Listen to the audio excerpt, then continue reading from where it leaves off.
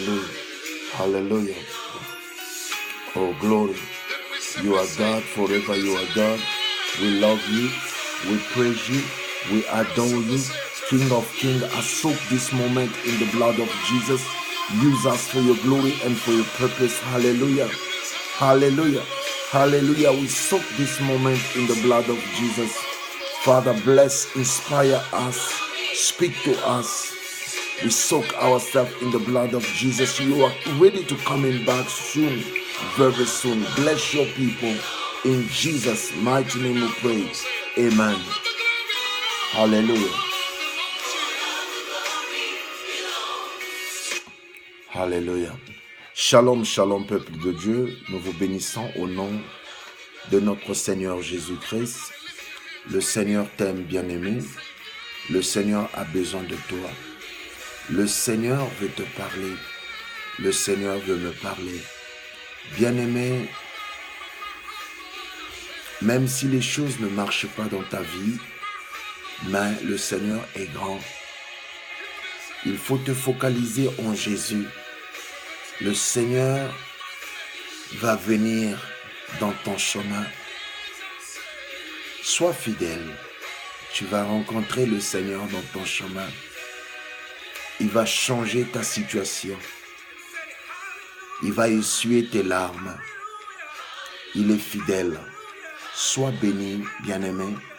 Rapidement, on va aller dans notre parole de Dieu. Philippiens, chapitre 2, au verset 4-5.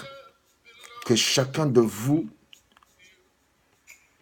au lieu de considérer ses propres intérêts, considère aussi ceux des autres. Ayez en vous les sentiments qui étaient en Christ Jésus. La Bible nous dit que chacun de vous, au lieu de considérer ses propres intérêts, considère les intérêts des autres. Que chacun de vous, au lieu de considérer ses propres intérêts, considère les intérêts des autres. Toi qui me regardes, bien-aimé, jusqu'à quand tu seras un genre de personne qui voit que ses intérêts n'est pas pour les autres? C'est pas moi qui ai écrit ce livre. Ça, c'est la Bible. La Bible n'est pas écrite par le pasteur Nkouka, mais Philippiens 2, chapitre 2, au verset 4 dit que chacun de vous, au lieu de considérer ses propres intérêts, considère ceux des autres. Vous savez, bien-aimé, c'est triste. Et au verset 5, il dit, ayez en vous les sentiments qui ont été en Christ. Je veux un peu expliquer ce que la Bible est en train de dire. Toi qui me regardes, si tu as toujours eu des considérations sur toi-même, sur tes propres intérêts, il faut arrêter. Mais il faut avoir des considérations sur ceux des autres. Il faut avoir le souci de ton peuple, le souci de ton quartier, le souci de ta communauté.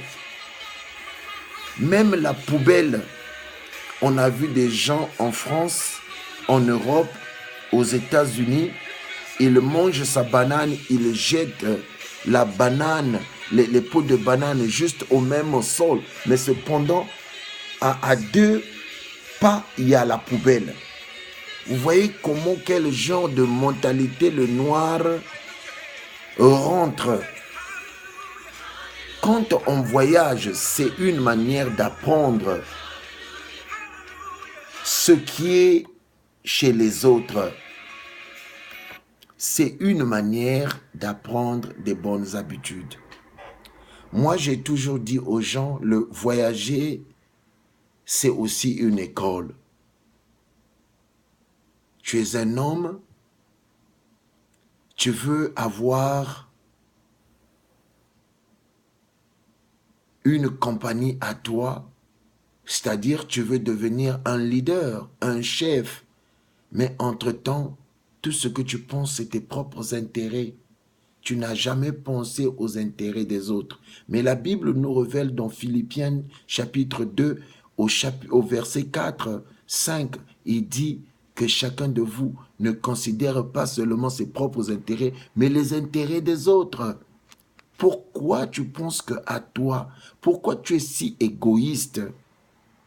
Qu'on parle seulement de toi. Même dans ta famille, on parle que de toi. On parle que de toi. Si on ne parle pas de toi, tu es fâché. Tu es obligé de forcer les gens qu'ils parlent de toi. Tu n'acceptes pas l'autocritique. Tu as l'autosuffisance en toi, que toi, tu es meilleur que les autres.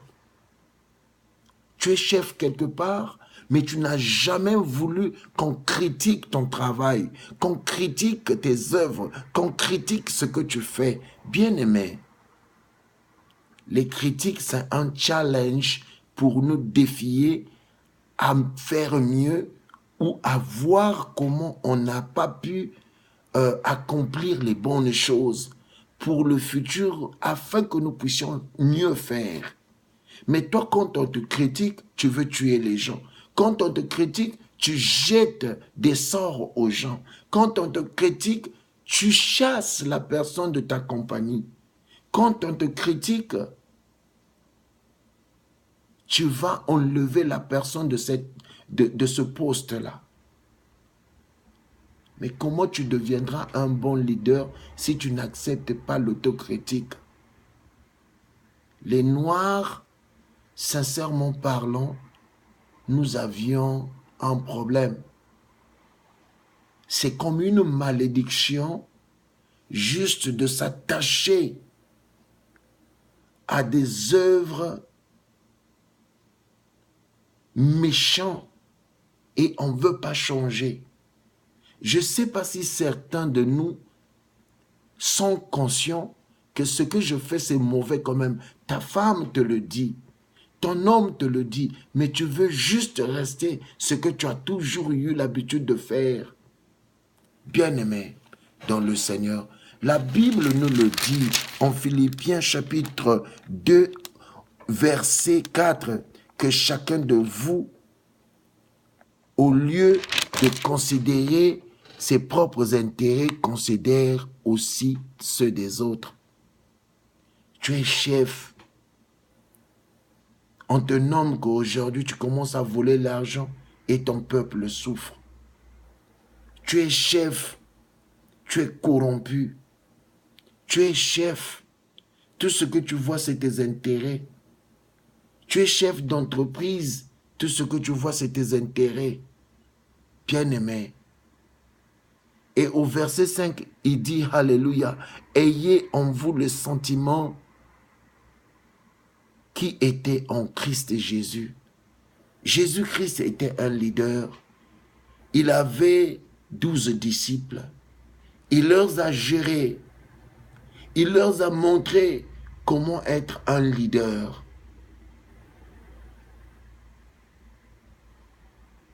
Mais toi, tu es le leader. Quand on te critique, tu commences à vouloir tuer les gens. Il y a des leaders que j'ai quand même trouvé de sérieux. Il y a Gandhi, un leader de bien. Il était indien. Il a été inspiré par Jésus-Christ. Il a étudié la Bible, Gandhi, et il a étudié Jésus-Christ. Il a compris le mouvement de non-violent, c'est-à-dire de ne pas venger, de ne pas faire rendre le mal sur le mal. Jésus-Christ qui parle de la joue, quand quelqu'un te gifle à la joue gauche, donne la joue droite. Lui, il a étudié ça. Mandela a étudié Gandhi. Et Martin Luther King a étudié Gandhi. Et Obama a étudié Mandela et il a étudié Gandhi et il a étudié Martin Luther King. Tu es chef, mais tu n'aimes pas l'autocritique.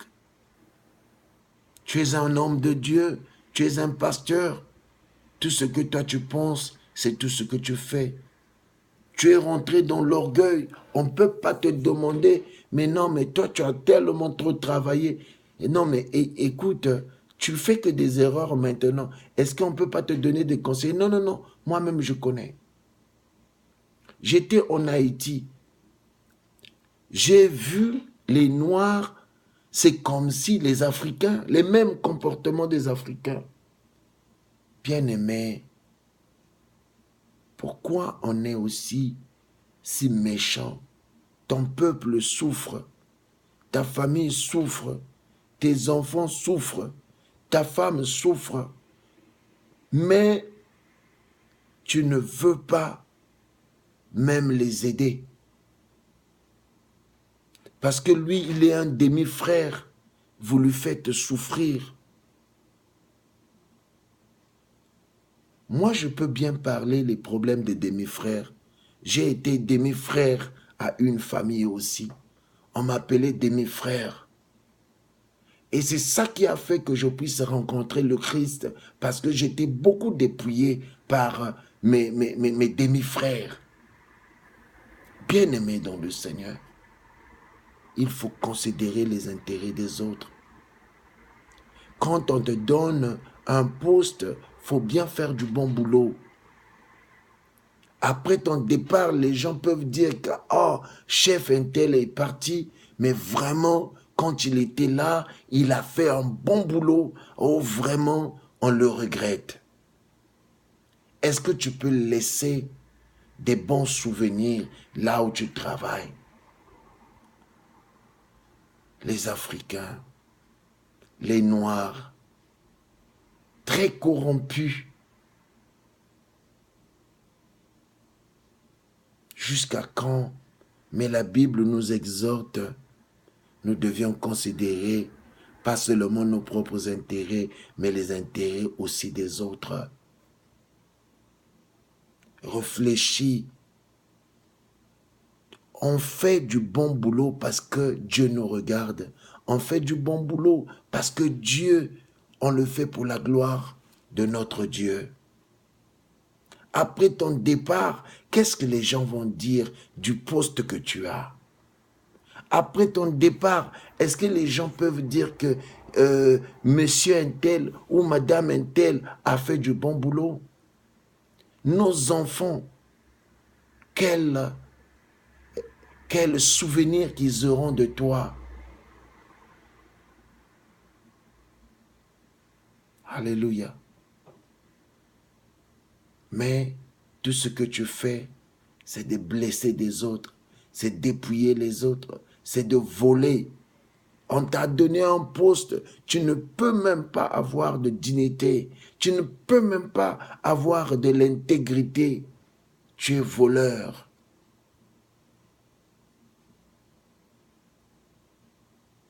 Et ton peuple souffre, tes enfants souffrent, ta maison souffre, ta femme souffre. Tu n'as pas de l'intégrité. Bien-aimé dans le Seigneur, le Christ dit, nous devions considérer pas seulement nos propres intérêts, mais les intérêts des autres. Et nous devions avoir les mêmes sentiments qui étaient en Christ. Tu es pasteur, tout ce que tu prends, c'est les dîmes, les offrandes. Mais quand un brebis t'appelle, papa, je suis malade, je suis à l'hôpital, tu ne peux même pas te rendre là-bas. Mandela était en prison 27 ans, il est sorti, il n'a pas tué les gens. Il a géré le pouvoir. Après son mandat, les gens ont voulu qu'il reste là. Il a dit non, non, non, je dois partir. Un leader doit accepter l'autocritique. Un leader doit être humble. Un leader doit écouter son peuple. Un leader doit écouter les gens qui l'entourent. Un leader doit accepter l'autocritique. Jésus-Christ était un leader. David était un leader. Quand Nathan avait dit à David, c'est toi David qui as péché, David a dit, Ô Dieu, aie pitié de moi dans ta bonté selon ta grande miséricorde. Il n'a pas tué Nathan. Si tu n'as pas encore reçu Jésus, reçois Jésus. Sois béni. Le révérend Kouka depuis les États-Unis. Ciao.